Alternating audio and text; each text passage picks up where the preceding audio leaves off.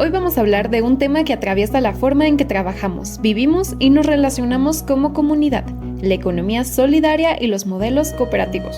Son modelos que surgen cuando las personas deciden organizarse juntas, compartir responsabilidades y construir soluciones desde lo colectivo. A diferencia de los sistemas convencionales, aquí la colaboración, la participación y el territorio tienen un papel central. Son experiencias que muestran que existen otras maneras de producir, decidir y sostener nuestra vida. Y están vivas. En México hay comunidades, proyectos y cooperativas que llevan años trabajando bajo estas lógicas. Lo que hoy verán no es teoría aislada, sino prácticas que hablan por sí mismas, formas de trabajo, de vivienda y de consumo que nacen del esfuerzo colectivo. Cada ejemplo nos irá revelando las ideas y principios que sostienen estos modelos, y nos permitirá entender por qué han logrado mantenerse y qué los hace distintos. Bienvenidos a esta presentación sobre economía solidaria y modelos cooperativos. Cuando hablamos de economía solidaria, hablamos de otra manera de organizar la economía, un modelo que no se centra en la competencia ni en acumular ganancias, sino en la cooperación, la equidad, la democracia y el bienestar colectivo. A diferencia de la economía tradicional, donde cada empresa busca maximizar su ganancia individual, la economía solidaria tiene otro objetivo: cubrir las necesidades de la comunidad y distribuir los beneficios de manera justa. A todo esto también se le conoce como ESS, Economía Social Solidaria, un enfoque económico que pone a las personas antes que al lucro. Como primer caso, te presentaremos a la comunidad de Palo Alto, ubicada en la Ciudad de México. Es una de las experiencias de vivienda cooperativa más importantes del país. Todo comenzó cuando trabajadores domésticos que vivían en la zona ocuparon un terreno de Santa Fe para luchar por una vivienda digna y autogestionada. Esta comunidad tuvo que enfrentarse a muchas situaciones difíciles. La primera fue la lucha por la tierra. El dueño del terreno quería desalojarlos, y ante esta amenaza los vecinos se organizaron para gestionar ante las autoridades su permanencia. Bueno, tranquilos. No fue una lucha a espadas como esta, sino una larga lucha legal para obtener una resolución que les permitiera quedarse y comprar una parte del terreno para construir sus viviendas. El proceso legal era muy lento y cansado, así que en 1973 decidieron comenzar a construir viviendas provisionales para poder asentarse mientras avanzaban los trámites. Un año más tarde, en 1974, se firma un convenio entre el propietario, los vecinos y las autoridades de la ciudad. En este acuerdo se definía una cosa muy importante: los linderos del terreno que se entregarían a la cooperativa.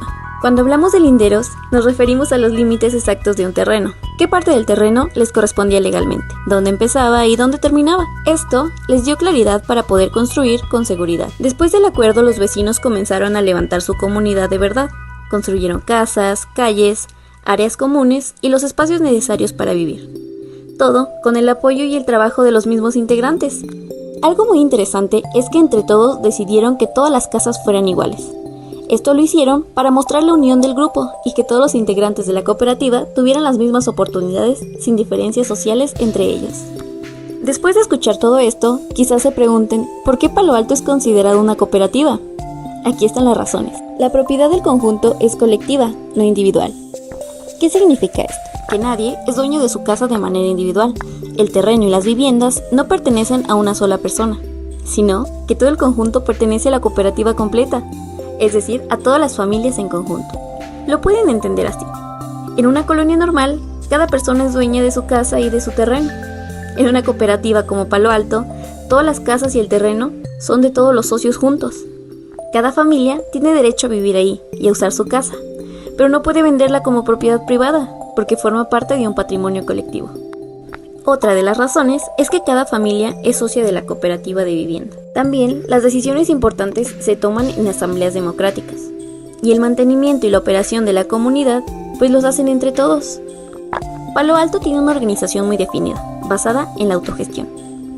Pagan de manera colectiva los servicios y el mantenimiento. Entre todos se organizan para realizar labores que los beneficien, y no dependen de una empresa o desarrolladora, ellos mismos administran su patrimonio. Palo Alto es sustentable porque cumple con varias esferas de la sustentabilidad. En lo social, genera comunidad, evita desplazamientos forzados y promueve la inclusión. En lo económico, las viviendas son accesibles y no dependen de inmobiliarias, lo que reduce desigualdades y asegura estabilidad a largo plazo. Palo Alto demuestra que una comunidad organizada, con lucha, autogestión y trabajo colectivo, puede transformar completamente la vida de sus integrantes y convertirse en un ejemplo nacional de economía solidaria. Los modelos cooperativos son formas de organización económica y social donde un grupo de personas se une para trabajar, decidir y beneficiarse de manera conjunta. En lugar de existir un dueño o una figura que concentre las ganancias, todos los miembros participan democráticamente, comparten responsabilidades, reparten los resultados del trabajo y orientan sus actividades al bienestar colectivo y no al lucro individual, basándose en principios como democracia interna, equidad en la distribución, autogestión, participación activa y beneficio común. En pocas palabras, un modelo cooperativo es una forma de organización donde la comunidad produce, decide y se beneficia junta. Como caso número 2 tenemos Las Cañadas, Bosque de Niebla, Veracruz. Las Cañadas son una comunidad ecológica y educativa ubicada específicamente en Huatusco. Dentro de ella hay un ecosistema casi extinto en México, es decir, el bosque mesófilo, o llamado también como Bosque de Niebla. Este se fundó en 1987 y empezó como un rancho ganadero, pero fue transformándose en un proyecto integral de restauración ecológica, agroecología y vida sustentable. En Las Cañadas vive una pequeña comunidad que organiza su vida y su trabajo de manera totalmente distinta a la típica empresa o rancho. Ellos se enfocan en 3 cosas: vivir en equilibrio con el bosque, producir lo que necesitan de forma sustentable y tomar decisiones en conjunto. Desde cómo cultivan, cómo construyen, cómo se alimentan y cómo se reparten el trabajo, todo de manera colectiva. Y aquí es donde Las Cañadas se vuelve un ejemplo perfecto para introducirnos al tema de qué es un modelo cooperativo y por qué forma parte de la economía solidaria. Para empezar, Las Cañadas opera con una lógica muchísimo más parecida a una cooperativa que a una empresa tradicional, como lo acabamos de ver. ¿Por qué? Porque ahí las decisiones se toman entre todos, el trabajo se organiza de forma colectiva, lo que se produce se comparte o se reinvierte en el proyecto y no hay un dueño que se quede con las ganancias. Además, el bienestar de la comunidad es más importante que la ganancia individual. Y todo eso es precisamente lo que define a un modelo cooperativo: democracia, participación, beneficio común, autogestión y trabajo colectivo. Y bueno, pues, bienvenidos a Las Cañadas, Huatusco, Veracruz, Bosque de Niebla, o al menos esta versión que recreamos en el Minecraft. Todo lo que están viendo aquí no es solo un paisaje bonito, es la comunidad real que vive bajo un modelo de economía solidaria. Hoy, a través de ella, queremos enseñarles cómo funciona una comunidad así, qué producen, cómo viven, por qué cuidan el bosque, qué tecnologías usan y qué podemos aprender de ellos para aprender sobre sustentabilidad social. Vamos a empezar por las viviendas. Si se fijan, no son enormes mansiones ni edificios gigantes, son viviendas sencillas hechas con materiales del lugar, es decir, madera, tierra, adobe, techos de lámina o tejas. En Las Cañadas cada quien construye su casa con la ayuda de la comunidad porque aquí nadie se queda solo. Las casas tienen sistemas de captación de agua de lluvia, que es este tipo de canalitos en el techo. También usan baños secos, que no necesitan agua y permiten hacer composta, así no contaminamos los ríos. Y lo más bonito de aquí es que están perfectamente integradas al bosque. Y aquí tenemos uno de mis lugares favoritos, la biblioteca comunitaria.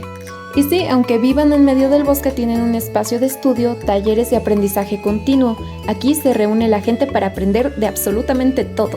Se aprende de agricultura, carpintería, manejo del bosque, herbolaria, cocina, economía, diseño ecológico, de absolutamente todo. En Las Cañadas, el conocimiento es algo que se comparte, no algo que unos tienen y otros no. La biblioteca es como su corazón cultural. Aquí llegan visitantes, estudiantes, niños, adultos y hasta voluntarios de otros países.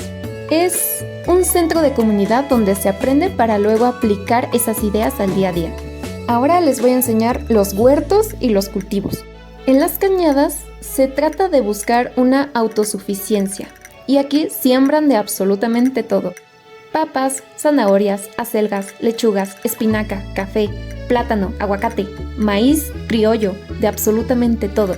Y si se fijan, están sembrados en filas perfectas, como en la agricultura industrial. Ellos trabajan con agricultura regenerativa. Esto significa que cuidan la tierra, evitan químicos, siembran diferentes plantas juntas, rotan los cultivos y usan su composta, para así hacer que crezcan mejor las plantas y obviamente protegen el suelo del sol. La idea no es producir toneladas, sino producir bien, producir sano y producir sin destruir. Por aquí tenemos los gallineros, las vacas y las colmenas.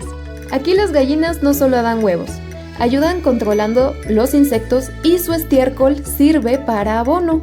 En la comunidad de las cañadas normalmente tienen a las vacas en lo que es el pasto, recorriendo caminos verdes, siendo totalmente libres, dando también sus productos, que es la leche. Y obviamente su estiércol lo usamos o lo usan para compostas y los biodigestores. Mientras tanto, las abejas, bueno, ya saben, sin abejas no hay vida. Ellas ayudan a polinizar y también producen la miel. Pero ojo, aquí los animales no se explotan, tienen espacios, viven bien y forman parte del sistema de la comunidad.